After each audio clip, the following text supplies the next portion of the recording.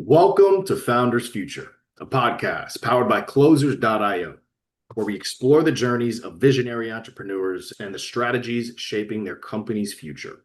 I'm your host, Jay Encarnacion, and today we are excited to have Kirk Betzina, the founder of IGF Consulting. Based in Austin, Texas, Kirk is a tech-savvy entrepreneur with a passion for digital innovation. His company, IGF Consulting, founded to empower businesses in a digital age, specializes in transformative solutions like FinOps automation and cloud operations.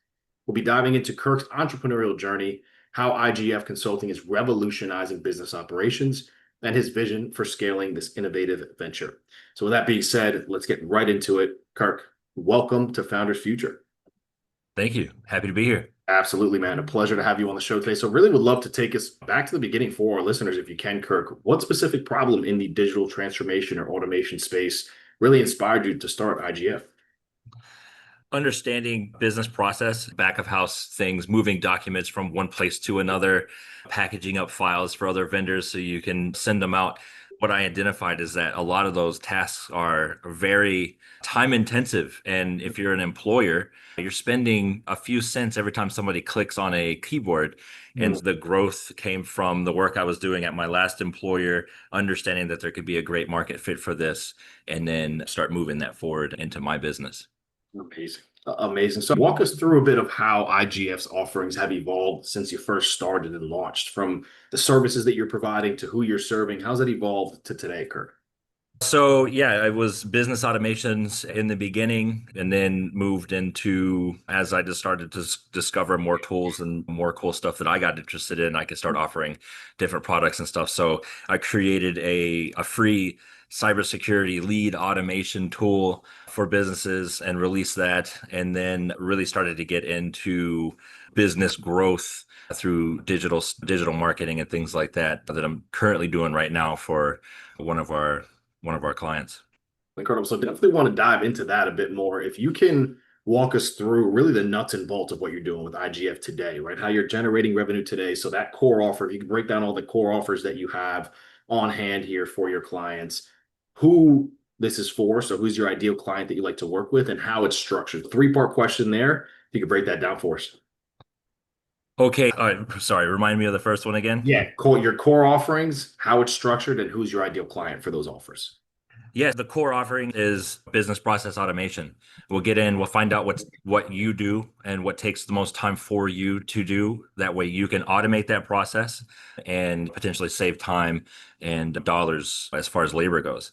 And the next part is, how are we going to grow another person's business? So what strategies, where's the fit? So we have to identify so we can take a really solid digital approach and try to get that business out into the market as the best as we can. And I think right now the target market, or the kind of clients that I'm looking for, is people who are new and they're fired up, but they don't necessarily have a good compass. And so I could be that compass and drive them in that direction. I love it. I love it. So is that going to be more on like the small, medium business side that you're working with, just in any industry, or just specific industries that you like to focus on? Or Yeah, right now in Austin, I'm focused on the roofing industry, okay. which is exploding in kind of the wild west of product market fit. That's pretty exciting, but really it's just available to anyone. IGF is broad in that sense that we can help consult a number of different business types for sure. I love it. I love it. So really that main offer is that consulting service that you're providing, working with these companies, going through their business process, and then figuring out automations that you guys put in place to just make their day that much more efficient. So just an incredible offer there, especially with technology and AI and where it's going in the future here. This is key. So just incredible to have you on the show here talking us through that, Kirk. With that being the core offer there, how are you approaching the idea of scale, right? And productizing the offer to really be able to take IGF to that next level and scale up? Where's your mindset there? One step at a time. Progress is measured in inches sometimes, but it's still progress.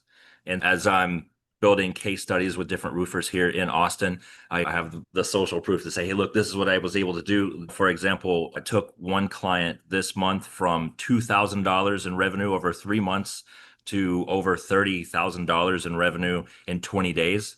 and Wow. just really just turn the dials up a little bit. And so that's what I'm really trying to build for people here. That's what I'm doing for people here in Austin, and then scale beyond that. Austin's the first city. The next one might be Houston, and Yeah. then the next one's San Antonio, and just Branching out. spread out. So as people need some help, I'm available to help them for sure. I love it. If you don't mind, would definitely love to hear a bit of context on that. What were some of the things implemented with that to get them from 2K in 3 months to 30K in 20 days? What were you able to do for them specifically? I think it was just one of those things. They were not super strong on social media, Yeah. and not they were it was they're not thinking about those processes. They're more worried about finding their next job, being able to close that. And I'm like, okay, great. We do need to focus on that, but we need to show people, we need to tell them a story.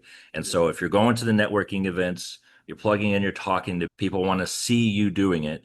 And right now, the beautiful thing is that social media is free across the board.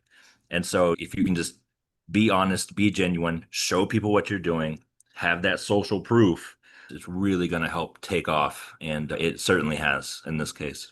Incredible, incredible. So with that, I would love to get into a bit more of the acquisition side. What's working best for you right now, Kirk, for getting those new clients in for you and the services that you're offering to them? What channels have been most effective on that front for you? Right now, networking events here in Austin and just in the real estate side, just because I'm helping out with the roofing side and understanding that business, I get to go and plug into different communities and networking events. And a lot of it is real estate investors or just investor groups. And so I get to speak with them and I get to tell them what they do. And so I'm standing in a room full of entrepreneurs on the real estate side and say, yeah, I'm on the technology side and consulting. And they're like, okay. And I'm like the odd man out. But then people will come over and say, tell me a little bit more about what you do. And I heard this. Or do people ever share ideas with you about applications or things that they want done for their business? I'm like, yeah, all the time. And that happened at day 3 in Austin. Hmm. A gentleman approached me for an idea, and I was able to give him a presentation 2 or 3 days ahead of what he expected and put some good numbers in front of him. And he said, yeah, let's go ahead and do this. So, Easy. Absolutely yeah. incredible. So really being those in-person events, obviously that personality is huge when really trying to establish the brand. Thinking about obviously the predictability, because there's not a lot of predictability on that front there. Are Sure. you looking at other channels and avenues for a more predictable lead generation system right now, maybe around ads and social media on your side too? Is that something that you're thinking about doing or implementing right now? Yeah, and I've been doing that since I think I went really hardcore on it in the end of April, on specifically on Twitter and then YouTube, just trying to get that out and get that going for myself as well. So just as far as acquisitions goes, right now I have these 2 clients in Austin, and I'm focusing hardcore on. I want to give them the most of my attention, and Absolutely. so just by utilizing the same techniques and the same cadence and things that I'm doing for them, I say I'm doing for myself as well. So Amazing. Absolutely amazing. So on that front, with the sales process as a whole, are you running this as a solopreneur? I know you're a co-founder, so is it just you and your co-founder right now running the show and you're doing all the sales, or do you have a sales team helping you out? What does that look like as far as the process? yeah, I'm the sales guy, I'm the developer guy, I'm the social Doing it media all. guy, I'm the email marketing guy. I'm doing it all, and it's pretty great. So. I love it. All right, walk us through that a bit. Being a founder, right, in the mind of a founder, especially for our listeners who are also solopreneurs or just working with their co-founder and wearing all these hats like you are. How is that on your day to day with juggling all of those roles, right? What are you focused on as far as, do you want to stay on that sales side and doing all that, or do you want to put yourself in more of a founder level role, have a sales team come in, really establish this and keep growing it? Where's your mindset on that front? I don't think I'll ever want to be out of the sales process. My face is on the website. You go to the website, you're gonna see you're gonna see me. And Seeing so Kirk. yeah, exactly. And I definitely want to be involved in that. But I think for myself is I know some tools to automate some processes for me that help me speed up, the things that take a few hours to accomplish for other people. And I'm directly involved. I send every email. Wow. Yeah, every single one goes still hundreds a day, but I'm still sending every single one of those emails out. And I think right now that's as far as like marketing and goes and the big time consumption. Of course, I could automate that process, but no, I want to. I want to make sure every single email that goes out is right and it's from me. So I love it. I love it. Yeah. Just that personalization, that touch, and it goes a really long way. As far as from the sounds of it, on the bottleneck side of things, it sounds like the predictable lead generation system is one of the things that maybe a bottleneck right now for you that you're looking to break through and have that predictability there. And then on the sales side, obviously a lot going on there. What else are you thinking about on the bottleneck side, or are those the main ones right now that you're trying to break through? Yeah, I think those are the main ones right now. Mm. Yeah, absolutely. And it just comes down to social proof and trust. See, people are seeing my emails. I know they're seeing them because I get the notifications and then they're looking at me. And so now what I'm doing is instead of this is what I can offer, I've moved my content into this is who I am, this is what I'm doing, and this is what I'm doing it for. So everybody can see me. They know everything comes from a place of integrity and honesty and just I love it. trying to build that trust with people. I love it. Paint us the picture that for the rest of this year, go from 2025 going to 2026. I can't believe it's already July 1st. I don't know Oh, where yeah. I don't know where the year is going, but for the rest of 2025, going into next year, what are you really laser focused on here, Kirk, for that continued growth and scale? Clear as day, this is your passion, right? You really love what you're doing here. You're super personalized about how you're coming in and approaching it. So what are you really focused on for the rest of the year to achieve that success? I think, okay, so from a brand and marketing strategy, again, it's free right now to put out as much content as you possibly can. And with AI tools, free stuff, you can really get your message out. And I think where the leverage comes from is seeing the things that take off on the social media side. And then instead of just throwing $200 at ads, I'm going to put $200 behind something that's already performed super well so I can get that in front of more people. And you have your case study with all of the insights for every single post you put out on your social media. So that's not terribly difficult to do. The result that I'm looking from that is I want people to know me and what I do, what I can do for them, and then be able to show them, hey, this is what I did for other people in similar situations. And it's possible for you. I maintain the mentality that if I can do it, other people can. If I haven't done it yet, I know there's another person out there who has, and it's achievable. It's going to take some work. And so that's the way I approach. And so the focus is keep that mentality and go and just try to find people who absolutely want to have this meteoric rise and get into a really good system and flow. And if that's one person, awesome. If that's 10 people, cool. It's just about that change. It's about helping people move through these processes so they can get out there and generate the lives that they want to live. Incredible, incredible on that front. So, hypothetically speaking, here, Kirk, if we were able to snap our fingers right now and provide you with unlimited resources at your fingertips, what do you think you're implementing immediately to accelerate IGF's growth? Oh, wow. Definitely more infrastructure, Hmm. automation infrastructure. I think that's probably the big one because Hmm. then I could start to automate some emails a little more and start to focus on different aspects of maybe interpersonal relationships and getting out to the networking events and working on that front. So I can take time away from the indirect marketing and go direct marketing, getting in front of people. I think that's probably the number one thing is some good back-end infrastructure on IGF for sure. Love it. I absolutely love that. So, with that being said, as far as the digital transformation industry as a whole, Yeah. Kirk, where do you see it evolving and going in the coming years, especially with your focus on automation? And what are you doing to really position yourself at the forefront of that evolution that you're picturing in the space? Okay, so automation is not a new thing. It just hasn't really had these cool like AI tags attached to it. Yeah. And right before this podcast, I was reading a quote on Twitter. Somebody posted that copywriting is dead now because we have AI.